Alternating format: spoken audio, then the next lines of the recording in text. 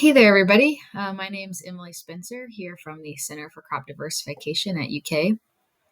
Today, we're going to talk about mapping the customer journey to learn some strategies to find and hopefully keep some customers. But first, I want to introduce you to Mary.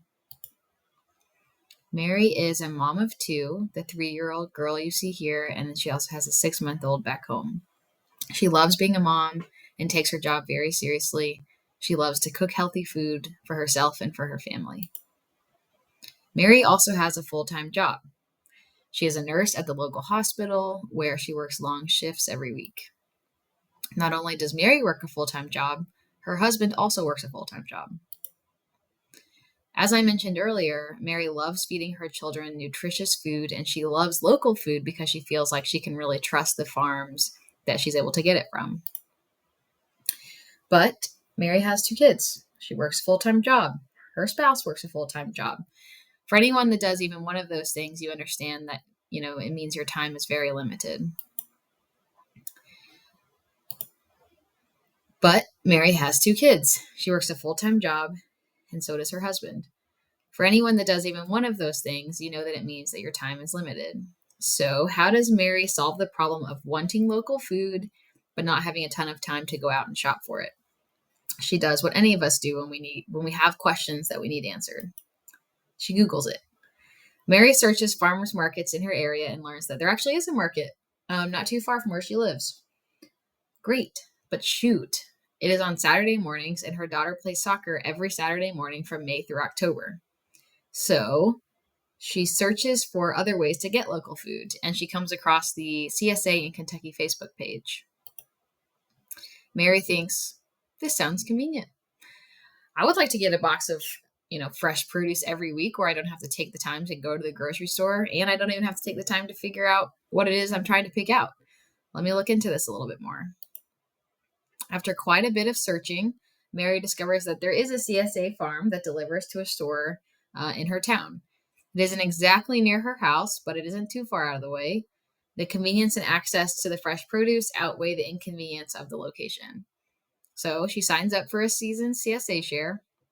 After emailing with the farmer, she learns that there are expectations to uphold in the membership agreement. Finally, CSA season is here. The onboarding experience with the CSA is great. She understands when she needs to pick up, where she needs to pick up. She knows that her CSA will come in a cardboard box, so she doesn't have to bring reusable bags or bags every time. So far, so good. Something she hadn't really considered, though, is how she was going to use all the produce each week. Not having to shop is really great, but having to spend the time searching for recipes, she's finding time consuming, and this is just time she doesn't really have. But the fresh produce is delicious. It's healthy, and she feels like, she feels good feeding it to herself and to her family. So October rolls around, end of CSA season. Mary completes it. She was surprised that the farmer sent her an end of season survey to get feedback on how her first experience went with the CSA. In the survey, she told the farmer that, she struggled with coming up what to make each week. She got a really nice, pleasant response, and, it made her feel like she was listened to. And Mary also spent some time telling her friends about the delicious stuff she got in her CSA. And then she actually posted some photos on social media of some of the stuff that she made this year with it. So what we just went through was Mary's customer journey to join a local CSA. Keep in mind that Mary is not the only CSA customer that farm has. In fact, she's far from it. But there are parts of her story that apply to other people as well. So you will have multiple customer journey maps that detail the journeys of different types of customers you have or that you want to have in your business. So this is just a general outline of a customer journey map. All customers go through these stages at some point. This is the pre-sale stage. So you're trying to attract customers to make a purchase from you. They become aware of your product or your business. Maybe they see you on social media, or they notice you for the first time at the farmer's market. They consider you. They ask themselves, does this business meet a need that I have? They compare your business to other similar businesses and your products to other similar products. Finally, after comparing your offer to your competitors, they make a decision to make a purchase. And now the person becomes a customer. They could temporarily be a customer, or they could become a loyal customer depending on how their experience plays out. Either your product lives up to their expectations or it doesn't. When a customer is satisfied, they become a repeat customer. And when a customer is delighted, they become a lifelong or loyal customer. And what happens then is that they help advertise your business for you by telling their friends and family. This last part, being a customer, is the most important and overlooked part of a customer journey. It takes 5 times more money to attract a new customer than it does to get one to come back. Attracting new customers can take extensive marketing campaigns, and convincing someone to make that initial purchase is really difficult. There's a rule of 7 in marketing where on average it takes, someone's being exposed to your product or your business 7 times before they actually make a purchase from you. So, retaining customers costs a lot less because you can use targeted communication, you can use loyalty programs, and some personalized offers, all of which are less expensive than kind of throwing out this blanket marketing stuff. So, okay, we get it. A customer journey map kind of explains the stages of a purchase that we see here. But how will a customer journey map actually help us in finding and keeping customers? So a customer journey map is defining who your customer is and why they buy from you. Why is this important? Because when you know who buys from you and why, it's easier to make the marketing decisions to find and keep customers. So it's easier to tailor your messaging to meet the needs of the customers that you know are looking to buy from you. So what will a map tell you? A customer journey map will help you refine your marketing strategies and show you what to eliminate, reduce, raise, and create so that you can find and keep customers. If you know where the problem areas are in your customer buying journey, then you can change them. It will teach you where to eliminate barriers or hurdles that a customer might face when trying to buy your product. It will teach you where to reduce pain points or negative aspects throughout the customer experience. It will show you where you can raise the quality of your product, maybe the quality of your customer treatment or your customer comfort.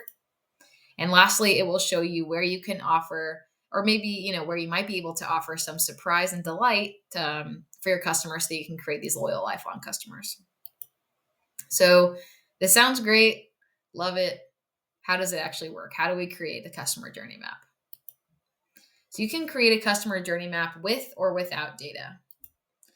If you do not have any data, you can create a map based on your ideal customers. So who are they? How old are they? Where do they live? What is their income? What specific problem does your product solve for them? So what it is that they're looking for that you can meet that need.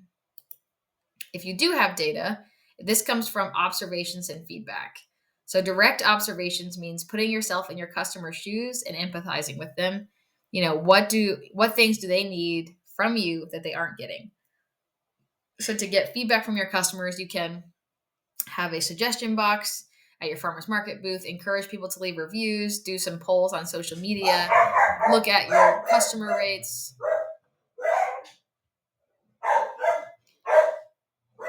Hey! So making a customer journey map with data comes from observations and feedback. So direct observations means putting yourself in your customer's shoes and empathizing with them. What do they need from you that they are not getting currently? You can also get feedback from your customers. So to get feedback, you could, have a suggestion box at your farmer's market booth, encourage people to leave reviews, do some polls on social media, look at your customer return rates, things like that. You could also just talk to them. Ask your customers what made them decide to make a purchase from you. And then also, if they had any issues in the process. So again, what you need to create a map is really to just step into your customer's shoes and see things from their perspective. What obstacles do they have? Your customer is trying to solve a problem or get something done by buying your product, and you need to figure out what that thing is. And then by understanding this, you can know how to market your products better. So now that we know what a customer journey map is, the basics of how to make one, let's talk about how to use one. You use your map to consider new products or services, or that help your customers' decision-making process easier. So you use it to address any points of confusion, along their buying journey that we talked about earlier. So let's go back to Mary's journey of joining a CSA for the first time. Her experience was fine, maybe even good. But where were the pain points along the way? Points where she may have felt frustrated or confused. So in the decision stage, we learned that the pickup location was pretty far from her house. We also learned that it was hard for her to find detailed information about the CSA share. We know this because she had to reach out to the farmer to find more information. It just wasn't easily accessible on the business website. Many people would not have taken that extra step to email the farmer to get more information. A lot of people would have just stopped their search altogether, maybe find a different farm, or maybe not even consider joining a CSA at all because it was just too hard to understand and too hard to find information. How can we make this, easier on her? So maybe you could evaluate where your customers live and find a more centralized drop-off point. You could also add a delivery option for an added fee. This could also save her more time that we know that she's limited on. In the retention stage, we learned that Mary was having a hard time coming up with recipes every week with the produce that she got in her share.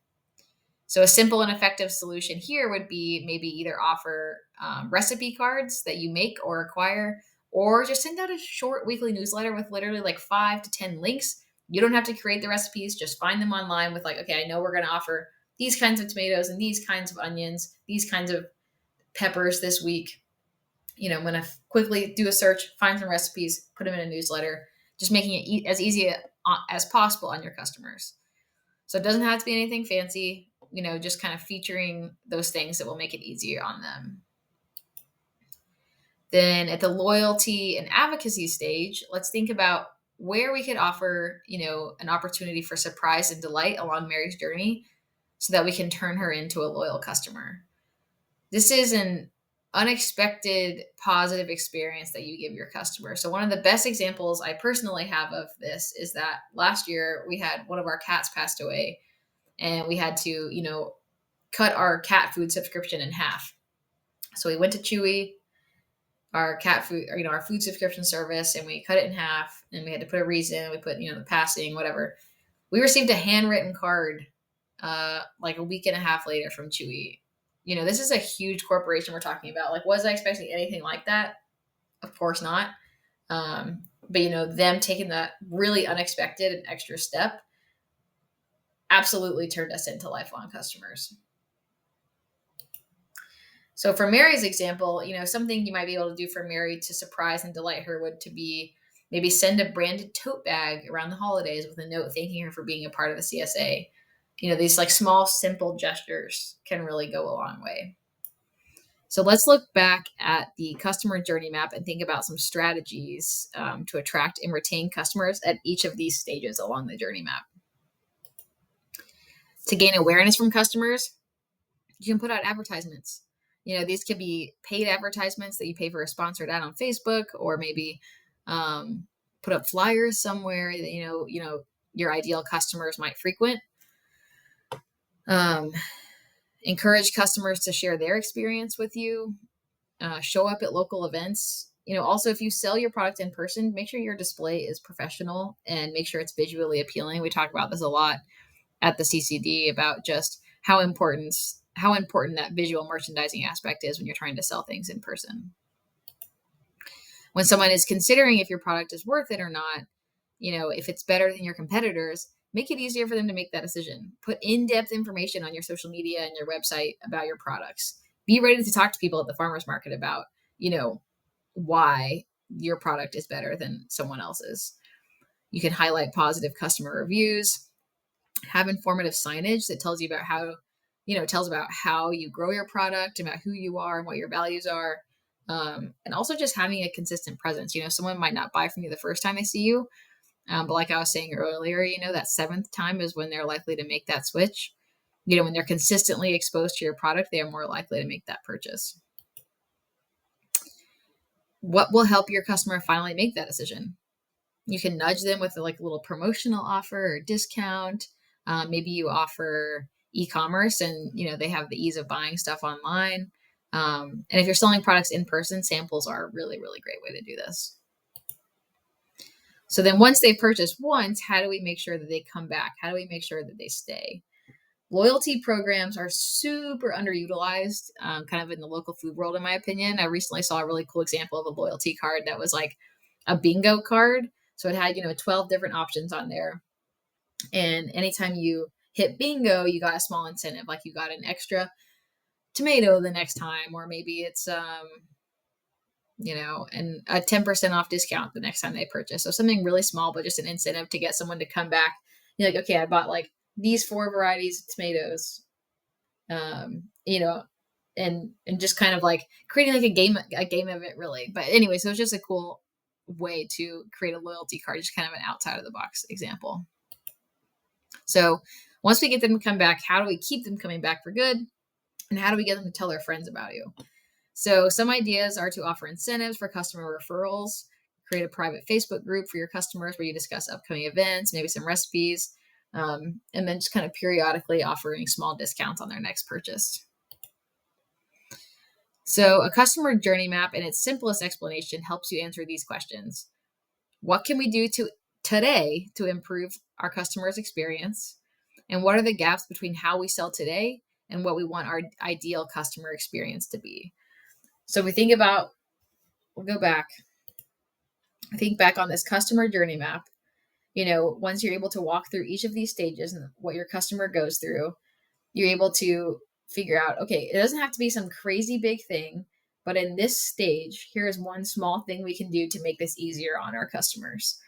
But you're not able to do that if you don't first walk through that journey.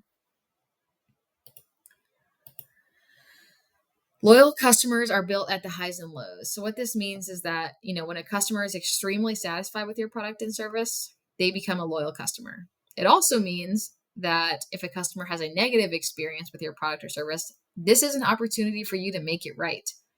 Making it right will build this, trust between you and the customer, creating loyalty in the process. So an example I have of my own life is a couple years ago, we bought a blender from Costco. And, Costco's super far away from me. And, so I was like, I don't even know if this membership's worth it in the first place. Buy this blender. Month after we get it was actually a couple months after we got it, it broke. And so I was just really frustrated. I don't even think we need this membership in the first place. Buy this blender. It broke. Take it back. And I'm like, I don't know if they're going to take it back because it's been several months since we bought it.